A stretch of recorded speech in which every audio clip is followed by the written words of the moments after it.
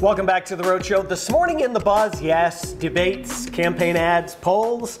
We could go on and on and on. The election season is wrapping up, but it's going out with a bang. The presidential candidates, as well as local candidates, and their supporters have been trying to win your votes for months through various tactics.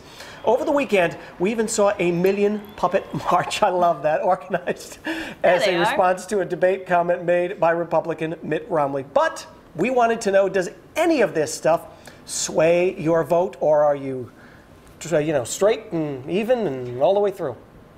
It becomes an annoyance. It does. Mm-hmm. We have the caller ID come up on, even on the television now. Right. It'll tell you who's calling, and it's ignore. There's another candidate. There's another candidate for anything, and it's not even just.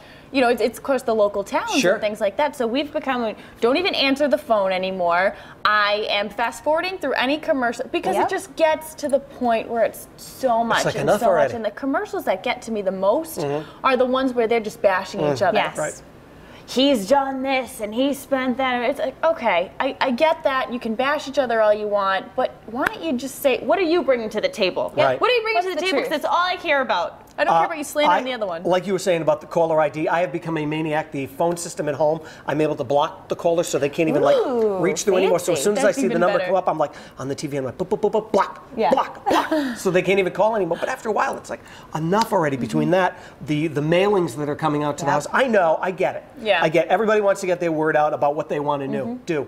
But after a while, you become so inundated. It's like, when the mail comes, you have stacks of junk mail that you need to throw in the recycle bin just to get rid of it. I wish that they put this much effort into saying educate yourself rather than bashing someone or here's some annoying phone calls. Just say, are you going to vote? Here's some resources so that you know what we stand for, because that's been it. I use DVR, so I don't see the commercials. I don't have a landline, so nobody calls me. Right. And really, I've kind of steered clear from all this. I did watch the debates, so that's something that I do take into consideration. But aside from that, I really go on and research the candidates and make sure I know what's going on. But don't call me now. Now that I said it, please don't call me. I wish all of the candidates who are calling the House now and sending me stuff in the mail were as interested in me after they won.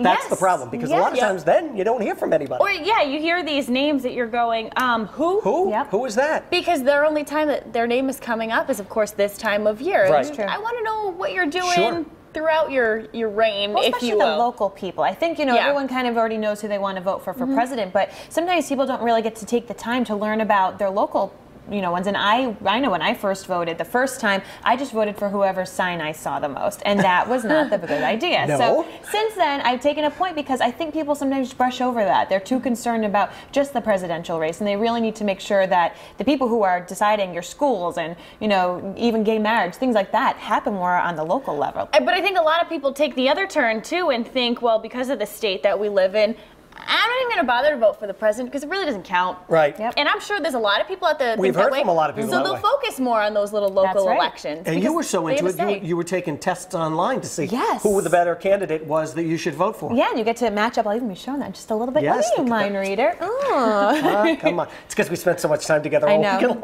Now we can read each other's minds. All of these things, though, the ads that are on TV, all of the ads you see in the papers and online, I don't think a lot. I wonder how many it actually does sway their vote.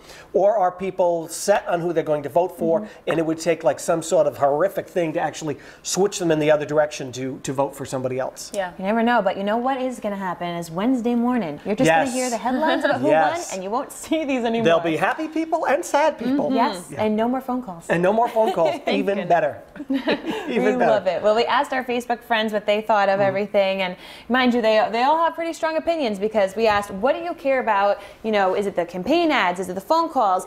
And Dean Harrington, he says what he cares about is actually the candidate's commitment to liberty and freedom. I think that's a really strong thing to care about. And we salute you. Yes.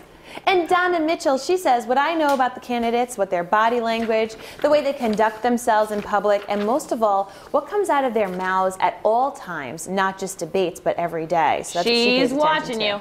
to. Yep, be careful. And Carol Sandra Saro says that she hates the ads. They don't tell you what the candidate can or will do for you.